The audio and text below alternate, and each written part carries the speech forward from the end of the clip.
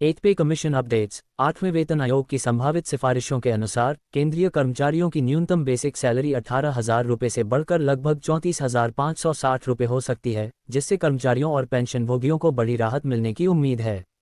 Pension भी इसी हिसाब से बढ़कर 17,280 रुपये तक हो सकती है। महंगाई और आर्थिक परिस्थितियों को ध्यान में रखते हुए सरकार अगले साल 8वें वेतन आयोग की घोषणा कर सकती है। एथ पे कमीशन न्यूज़। भारत के सरकारी कर्मचारियों और पेंशनरों के लिए एक बड़ी खुशखबरी आ रही है। 8वें वेतन आयोग की स्थापना की संभावना ने लाखों लोगों के मन में नई आशा जगा दी है। आइए इस महत्वपूर्ण विषय पर विस्तार से चर्चा करें और जानें कि यह आयोग क्या है, इसका क्या महत्व है और इससे किसे क्या लाभ होगा।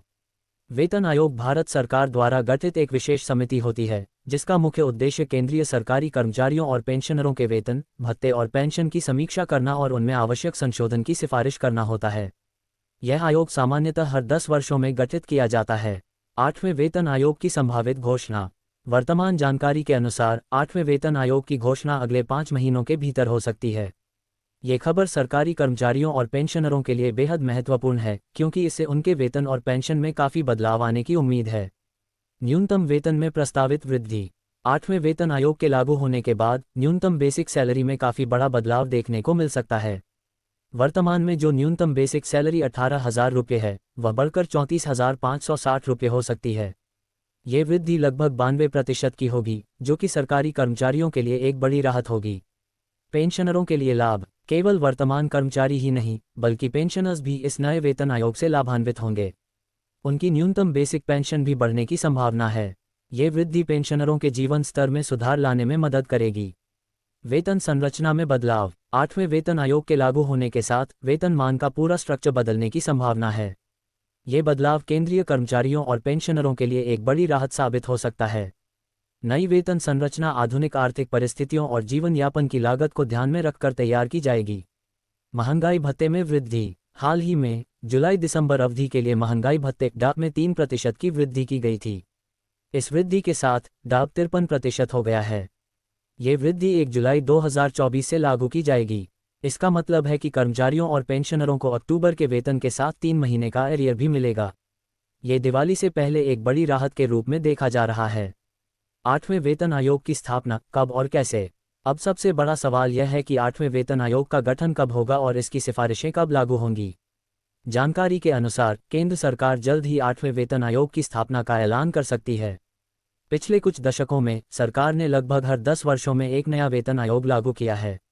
इसलिए इस बार भी कर्मचारियों और पेंशनरों की उम्मीदें काफ़ी बढ़ गई हैं। कई विशेषज्ञों का मानना है कि आगामी बजट 2025 में 8वें वेतन आयोग को लेकर एक बड़ा ऐलान हो सकता है। हालांकि केंद्र सरकार ने यह भी स्पष्ट किया है कि अगर बजट के दौरान इसका ऐलान किया जाता है तो इसे लागू करने में कुछ समय लग सकता है। ये समय आयोग के गठन, उसकी सिफारिशों और उन सिफारिशों को लागू करने की प्रक्रिया में लग सकता है। फिटमेंट फैक्टर का महत्व। वेतन आयोग की सिफारिशों में फिटमेंट फैक्टर एक महत्वपूर्ण भूमिका निभाता है। ये फैक्टर वेतन और पेंशन की गणना के लिए एक महत्वपूर्ण मानक है। पिछले 6ठे और 7वें वेतन आयोग के दौरान कर्मचारियों ने 3.68 के फिटमेंट फैक्टर की मांग की थी। हालांकि सरकार ने 2.57 का फिटमेंट फैक्टर लागू किया था। इस फैक्टर के आधार पर ही न्यूनतम बेसिक पे को 7,000 रुपये से बढ़ाकर 18,000 रुपये किया गया था और न्यूनतम पेंशन को 3,500 रुपये से बढ़ाकर 9,000 रुपये किया गया था। 8वें वेतन आयोग से अपेक्षित बदलाव। विभिन्न रिपोर्टों और विश्लेषणों के आधार पर 8वें वेतन आयोग से निम्नलिखित बदलावों की उम्मीद की जा रही है। न्यूनतम वेतन में वृद्धि। वर्तमान 18,000 रुपये से बढ़कर 34,560 रुपये हो सकता है। न्यूनतम पेंशन में वृद्धि। ये बढ़कर लगभग 17,280 रुपये हो सकती है। फिटमेंट फैक्टर में संभावित बदलाव। पिछली बार की तरह इस बार भी फिटमेंट फैक्टर को लेकर चर्चा तेज है। 8वां वेतन आयोग भारत के लाखों सरकारी कर्मचारियों और पेंशनरों के लिए एक महत्वपूर्ण घटना है। यह न केवल उनके वेतन और पेंशन में वृद्धि करेगा, बल्कि उनके जीवन स्तर में भी सुधार लाएगा। हालांकि ये ध्यान रखना महत्वपूर्ण है कि अभी तक कोई आधिकारिक घोषणा नहीं हुई है। सरकारी कर्मचारियों और पेंशनरों को सलाह दी जाती है कि वे आधिकारिक सूचनाओं का इंतजार करें और अफवाहों पर ध्यान न दें। आने वाले महीनों में, विशेष रूप से बजट 2025 के दौरान, 8वें वेतन आयोग को लेकर और अधिक स्पष्टता आने की उम्मीद है।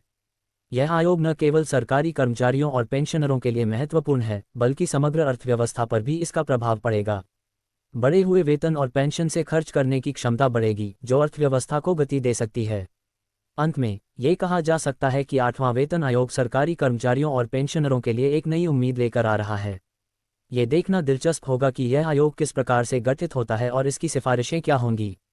निस्संदेह आने वाले समय में यह एक महत्वपूर्ण विषय बना रहेगा।